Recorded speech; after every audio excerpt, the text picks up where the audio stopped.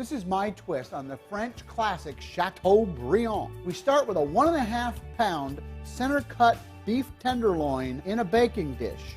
Season it with white pepper, garlic, onion powder, fresh cilantro, and soy sauce. Roll it around in the mixture so the steak gets evenly coated and absorbs almost all the liquid. Place the chateau in the center of the baking dish. We're going to add 1 cup of cold water and some button mushrooms. Lots of button mushrooms. Bake in a 400-degree oven. The mushrooms and the beef are going to create an awesome tasting sauce. After 10 minutes, we give it a 1/3 turn and roast it some more. Let's give it another flip. Oven roasting filet mignon is a great way to keep it moist and tender. Remember, we're going to use the liquid as our sauce, so don't let it evaporate and dry up. Roast the chateau until it starts to bleed, which means it's medium rare.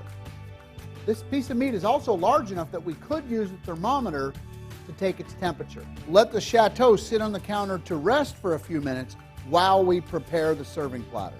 To serve, pipe some sweet potatoes onto your serving platter. Slice the chateau into 1/2-inch slices and fan out on your serving platter. Add the mushrooms, some of my fried green beans. Now we're cooking. Pour a little of the juice over the chateau and serve the rest on the side. This is the Chairman's Chateau. I'm Peter Harmon, the food guru.